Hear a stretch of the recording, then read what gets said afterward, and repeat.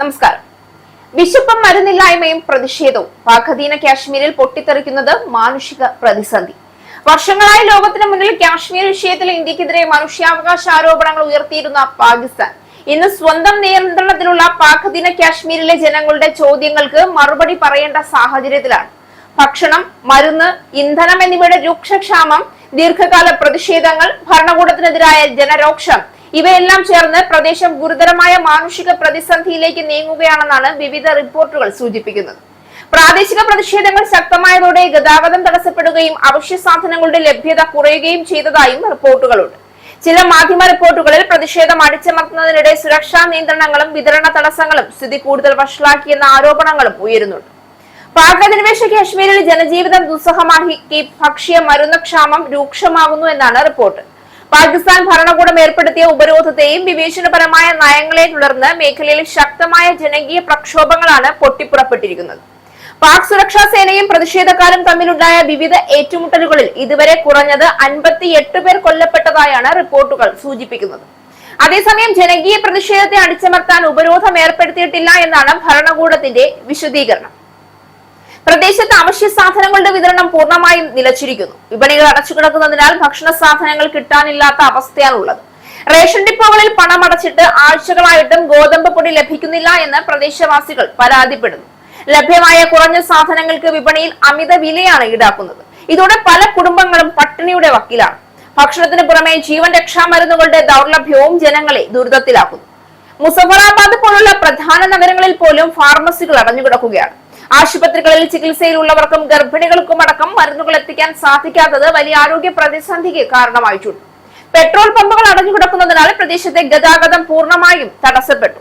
അത്യാവശ്യ ഘട്ടങ്ങളിൽ വാഹനങ്ങൾ ഓടിക്കാൻ ജനങ്ങൾ കരിഞ്ചന്തയിൽ നിന്ന് അമിത വിലയ്ക്കാണ് ഇന്ധനം വാങ്ങുന്നത്. അവശ്യ സാധനങ്ങൾ വാങ്ങാൻ വേണ്ടി ദൂരെയുള്ള പാക് പ്രദേശങ്ങളിലേക്ക് പോകുന്നവരെ ചെക്ക് പോസ്റ്റുകളിൽ വെച്ച് പോലീസ് തടയുന്നതായും ഇത്തരത്തിൽ വാങ്ങിക്കൊണ്ടുവരുന്ന ഭക്ഷണവും മരുന്നും ഇന്ധനവും വഴിയിൽ ഉപേക്ഷിക്കാൻ പോലീസ് ജനങ്ങളെ നിർബന്ധിക്കുന്നതായും ആക്ഷേപവുമുണ്ട്. അതിർത്തികളിൽ അവശ്യ സാധനങ്ങളുമായി വരുന്ന ട്രക്കുകൾ ദിവസങ്ങളോളം തടഞ്ഞിട്ടിരിക്കുന്നതിനാൽ പച്ചക്കറികൾ ഉൾപ്പെടെയുള്ള സാധനങ്ങൾ നശിച്ചു പോവുകയാണ്. മൊബൈൽ ഇന്റർനെറ്റ് സേവനങ്ങളിലെ തടസ്സങ്ങളും വ്യാപാര സ്ഥാപനങ്ങളുടെ പണിമുടക്കും ജനജീവിതത്തെ കൂടുതൽ ദുസ്സഹമാക്കുന്നുണ്ട്. പാക് ഭരണകൂടത്തിന്റെ രാഷ്ട്രീയ ഇടപെടലുകൾക്കെതിരെയും തിരഞ്ഞെടുപ്പ് പ്രക്രിയയിലെ കൃത്രിമങ്ങൾക്കെതിരെയുമാണ് അവിടുത്തെ ജനങ്ങൾ പ്രധാനമായും പ്രതിഷേധിക്കുന്നത്. നിയമസഭാ സീറ്റുകളെ ചൊല്ലിയുള്ള തർക്കം, മേഖലയിലെ രാഷ്ട്രീയ ഇടപെടലുകൾ അവസാനിപ്പിക്കുക തുടങ്ങിയവയാണ് പ്രതിഷേധക്കാർ മുന്നോട്ട് വയ്ക്കുന്ന ആവശ്യങ്ങൾ. ജോയിന്റ് അവാമി ആക്ഷൻ കമ്മിറ്റിയുടെ നേതൃത്വത്തിലാണ് ഈ പ്രതിഷേധങ്ങൾ നടക്കുന്നത്. പാകിസ്ഥാൻ ഭരണകൂടത്തിന്റെ വിവേചനപരമായ നയങ്ങൾക്കെതിരെ ഇവർ ശക്തമായ പ്രക്ഷോഭങ്ങൾ നടത്തിവരുന്നു. എന്നാൽ ഇതിന് മറുപടിയായി പാകിസ്ഥാൻ സർക്കാർ JAC ഒരു ഭീകര സംഘടനയായി പ്രഖ്യാപിക്കുകയും പ്രതിഷേധക്കാർക്കെതിരെ ശക്തമായ അടിച്ചമർത്തൽ നടപടികൾ സ്വീകരിക്കുകയുമാണ് ചെയ്തു വരുന്നത്. ഈ ഭരണകൂട നടപടികൾ 58ഓളം പേരുടെ മരണത്തിനിടയാക്കിയ വലിയ സംഘർഷങ്ങളിലേക്ക് വഴിമാറിയിരുന്നു. ഭക്ഷണവും മരുന്നും ഉൾപ്പെടെയുള്ള അത്യാവശ്യ സാധനങ്ങൾ തടയുന്നില്ല എന്ന് പോലീസ് മേധാവിയും പൂഞ്ച്, മുസഫറാബാദ്, നീലംവാലി എന്നിവിടങ്ങളിലെ ഉദ്യോഗസ്ഥരും ഔദ്യോഗികമായി അവകാശപ്പെടുന്നുണ്ട്. എന്നാൽ ഈ വാദങ്ങളെ പൂർണ്ണമായും തള്ളുന്നതാണ് പുറത്തുവരുന്ന റിപ്പോർട്ടുകൾ. പ്രതിഷേധക്കാരെ ഒതുക്കാൻ ഇസ്ലാമാബാദ് ബോധപൂർവം ചരക്കുനീക്കം തടസ്സപ്പെടുത്തുകയാണെന്ന് റിപ്പോർട്ടുകൾ വ്യക്തമാക്കുന്നുണ്ട്.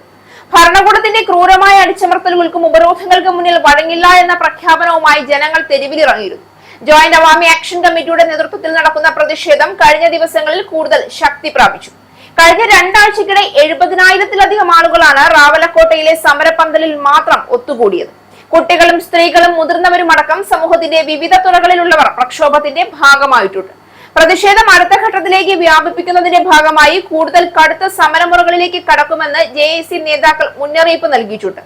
റാവലക്കോട്ടിൽ നിന്ന് ഭരണസിരാ കേന്ദ്രമായ മുസഫറാബാദിലേക്ക് 1 ലക്ഷത്തിലധികം ആളുകളെ പങ്കെടുപ്പിച്ചുകൊണ്ട് വൻപിച്ച ലോങ് മാർച്ച് നടത്താനാണ് പ്രക്ഷോഭകരുടെ അടുത്ത തീരുമാനം. ഇതോടെ പ്രവിശ്യയിലെ സ്ഥിതിഗതികൾ കൂടുതൽ സങ്കീർണമാകുമെന്നാണ് വിലയിരുത്തപ്പെടുന്നത്.